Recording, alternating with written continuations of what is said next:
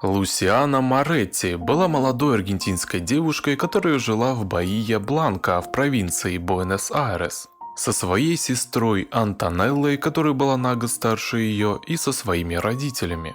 Лусиана была обычной девушкой, которая любила смеяться и веселиться. По словам ее друзей, она была жизнерадостной и очень общительной. Она никогда ни с кем не ссорилась и не имела проблем. В октябре 2004 года, когда Лусиане было 15 лет, ее жизнь приняла невероятный оборот. По словам ее отца, 16 октября 2004 года он, как обычно, проснулся в 5:30 утра, спустился вниз, чтобы позавтракать, и увидел свою дочь на кухне с другом по имени Лео. Они выпили матэ, немного поговорили, и примерно через 20 минут Лео ушел. А отец и Лусиана продолжили разговаривать. В 6 часов утра мужчина ушел на работу, после чего в 7 утра сестра Лусианы Антонелла вернулась домой с вечеринки. Она поднялась в свою комнату и поняла, что сестры там нет. Антонелла спросила у матери, не видела ли она Лусиану. И она удивилась, так как слышала, как только недавно девушка разговаривала со своим отцом, когда они пили матэ. Мать и сестра девушки начали очень сильно нервничать и решили позвонить на мобильный телефон Лусианы, но та не отвечала. Они начали волноваться еще больше, когда им позвонила девушка в 7:30 утра. Лусиана позвонила на домашний телефон и сказала, что находится у подруги, которая живет совсем рядом. Но ее мать не поверила ей и поэтому позвонила домой подруге, чтобы это проверить. И тут ее самые большие опасения сбылись. Лусиана не была в этом месте, более того, она даже не появлялась там в то утро. В 9 часов утра мать Лусианы позвонила мужу, который сказал ей пойти в полицейский участок, чтобы подать заявление о пропаже человека. И женщина так и сделала.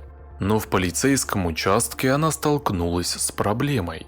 Офицеры сказали ей, что пока не пройдет 24 часа, они не начнут искать Лусиану как пропавшего человека, а будут считать, что она просто сбежала. Поэтому отец девушки приехал домой, оставив все дела на работе, и начал думать, что он может сделать, чтобы разыскать свою дочь. Семья получила помощь от жены начальника полиции, которая использовала все свое влияние, чтобы заставить всех офицеров начать поиски девушки как можно быстрее.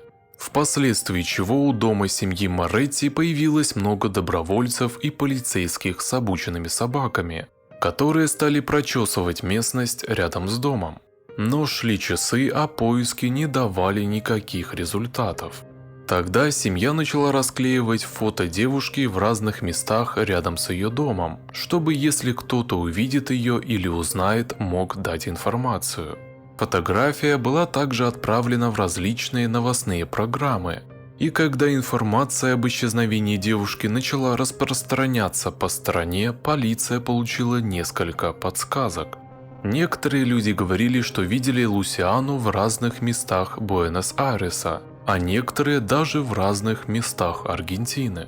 Многие из этих людей говорили, что видели ее путешествующей автостопом. Полиция попыталась проследить за всеми этими уликами, но со временем поняла, что они были ложными. Тем временем шли дни, а от девушки не было никаких известий. Через несколько дней после исчезновения Лусианы ее сестра Антонелла вспомнила очень важную информацию. В тот день она была на вечеринке, на которой ее сосед попросил у нее номер телефона ее сестры, так как хотел ей позвонить. Она дала ему номер, поскольку он был более или менее известным человеком, и она ему доверяла. Этого парня звали Пабло Чучан, и он жил всего в нескольких метрах от дома семьи. Полиция немедленно отправилась в дом этого парня, чтобы его допросить. И он сказал, что хотя он и попросил номер Лусианы, он пожалел об этом практически сразу. На тот момент молодому человеку было 25 лет, и он сказал, что передумал звонить девушке, потому что она была сильно младше. И он не хотел иметь неприятности с ее родителями или со своей собственной семьей.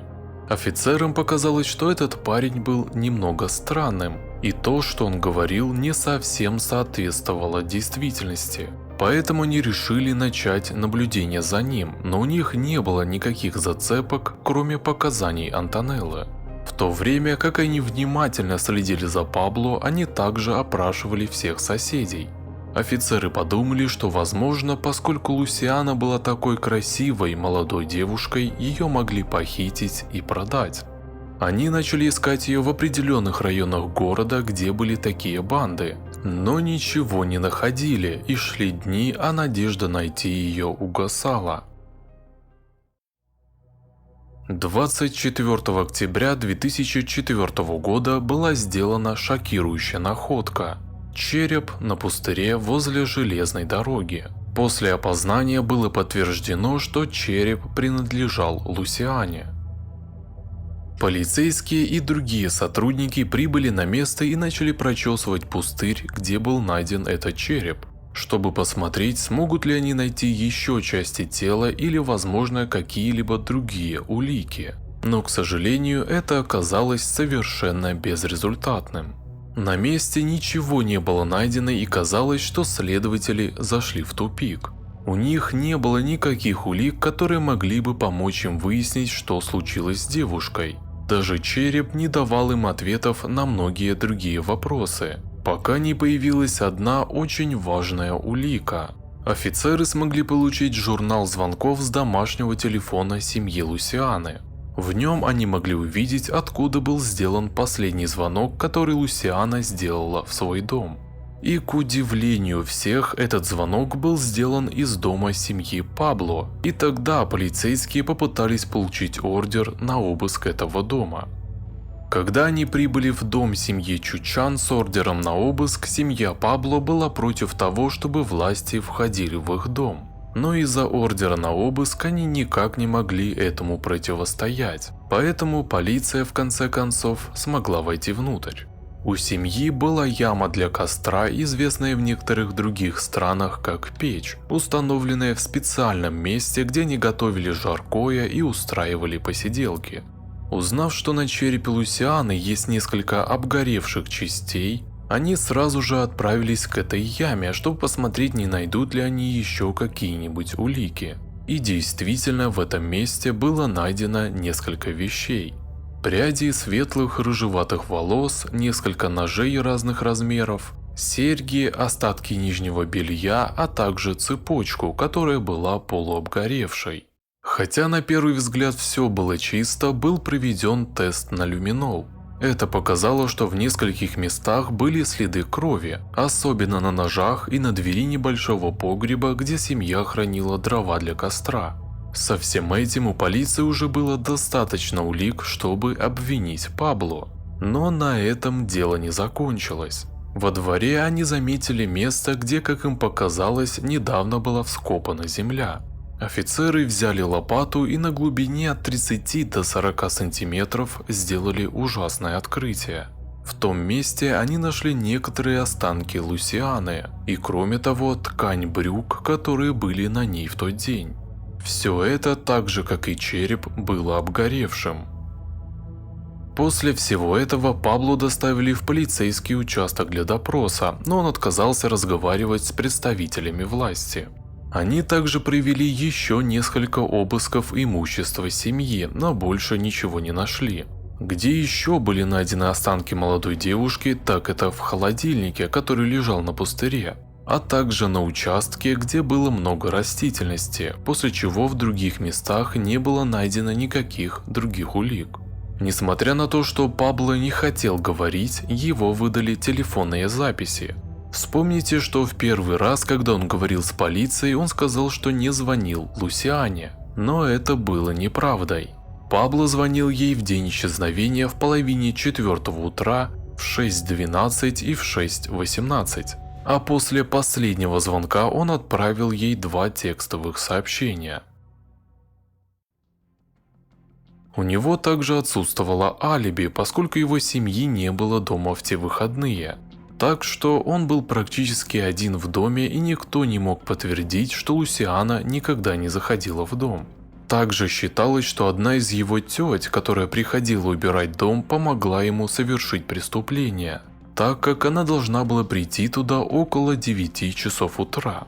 Но после дачи показаний полиция не смогла связать ее с преступлением, в результате чего тетя была полностью исключена из расследования, и Пабло остался единственным подозреваемым.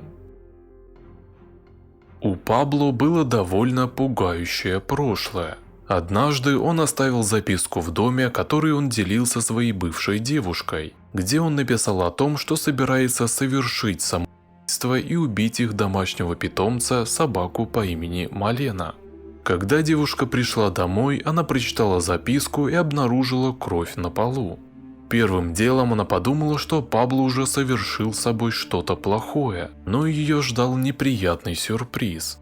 В ванной комнате девушка обнаружила окровавленный труп собаки, у которой была рана в животе. Обойдя все комнаты, она не смогла найти Пабло. Он пропал по крайней мере на целую неделю, в течение которой его искали его родители, говоря, что он хороший человек и что они не верят, что он кому-то навредил. Кроме того, некоторые слухи, распространившиеся в сети и среди соседей, гласили, что мальчика исключили из школы, когда он был несовершеннолетним, потому что он испачкал стены кровью курицы, которую сам убил. От знакомых стало известно, что у Пабло был несколько агрессивный характер, и что он долгое время злоупотреблял запрещенными веществами. Помимо этого стало известно, какие отношения были у Лусианы и Пабло. По словам друзей и знакомых, они часто сидели на вечеринках вместе и разговаривали, а также иногда он заезжал за ней, чтобы отвезти ее в школу. Поскольку она не приехала в ту субботу, он почувствовал необходимость поговорить с ней, и поэтому попросил у ее сестры номер ее телефона. Это были тайные отношения, так как если бы они были официальной парой, он должен был иметь номер Лусианы, а не просить его у Антонеллы. Некоторые СМИ говорили о Пабло как о парне Лусианы, но на самом деле не ясно, какие отношения у них были. В конце концов, на суде Пабло начал говорить и сказал, что пригласил Лусиану к себе домой тем утром и намеревался употребить с ней запрещенные вещества. Он сказал, что они употребляли достаточно тяжелые вещества, и так как девушка делала это впервые, у нее случилась передозировка и через несколько минут она скончалась. По его словам, находясь под действием запрещенных веществ, он очень испугался, не знал, что делать, и первое, что ему пришло в голову, это разрезать труп и сжечь его, чтобы избавиться от него как можно быстрее. Пабло сказал, что его тетя, человек, который должен был делать уборку в доме в то утро, не имеет к этому никакого отношения, так как она не смогла войти в дом, потому что он оставил в замке ключ, чтобы никто не вошел. Он также добавил, что перед тем, как сжечь тело Лусианы, он пошел на семейное предприятие, так как должен был быть там, чтобы проконтролировать некоторые вещи. И после того, как он вернулся в дом, то закончил все, что он начал. На самом деле невозможно определить, правда это или нет, потому что состояние тела Лусианы не позволяло определить причину смерти, или даже то, чем было сделано отверстие в ее черепе. Так что не было никаких научных доказательств, чтобы подтвердить или опровергнуть рассказ Пабло. В 2004 году он был приговорен к 18 годам лишения свободы, но в 2016 году он был условно-досрочно освобожден за хорошее поведение в тюрьме, а также из-за небольшой формальности. Приговор, вынесенный в том судебном процессе, в итоге не стал окончательным.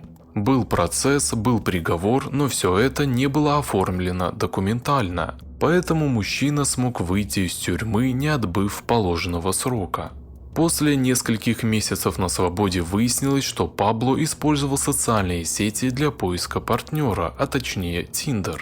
Было известно, что у него был профиль с именем Вик29. Эта информация была предоставлена в социальных сетях, и профиль исчез. А затем появился с другим именем Pablo39. И снова эта информация была предоставлена в социальных сетях, чтобы другие женщины были осторожны и не имели никаких отношений с этим человеком.